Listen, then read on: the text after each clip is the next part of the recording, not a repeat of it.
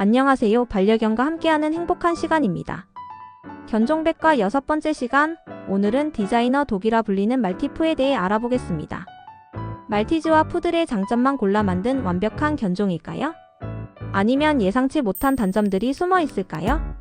말티푸의 진짜 모습을 솔직하게 말씀드릴게요. 끝까지 함께 해주세요. 1. 말티푸란?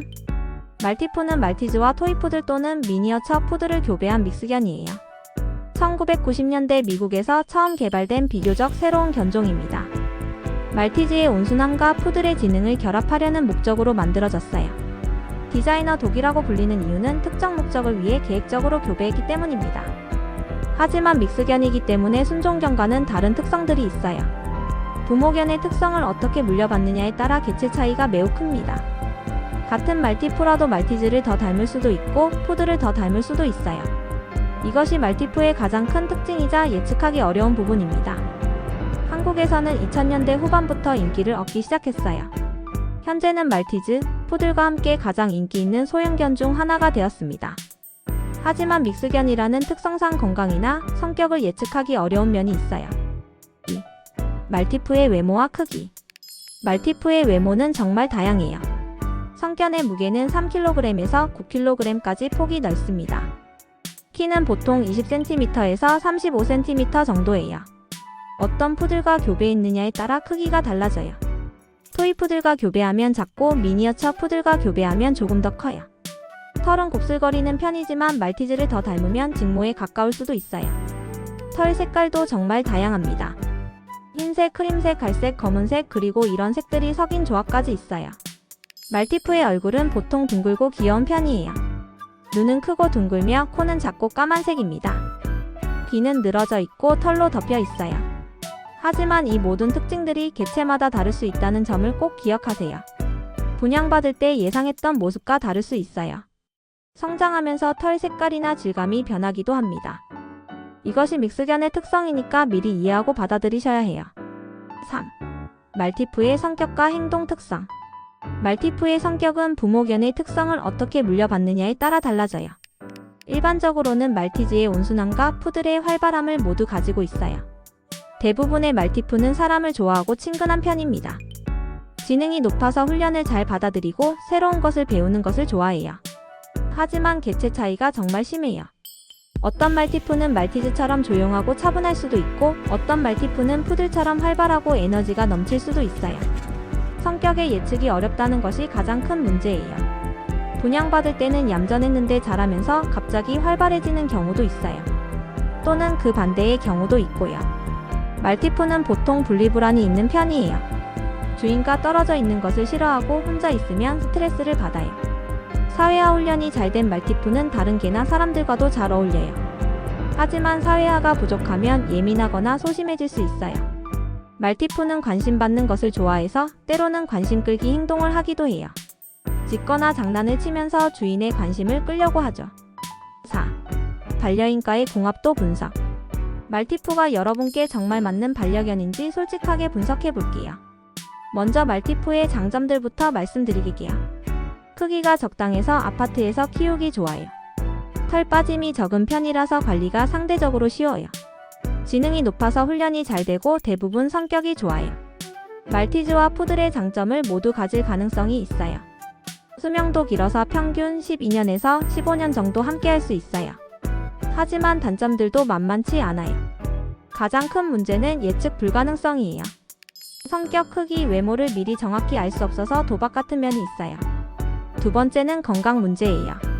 믹스견이라고 해서 더 건강한 것은 아니에요.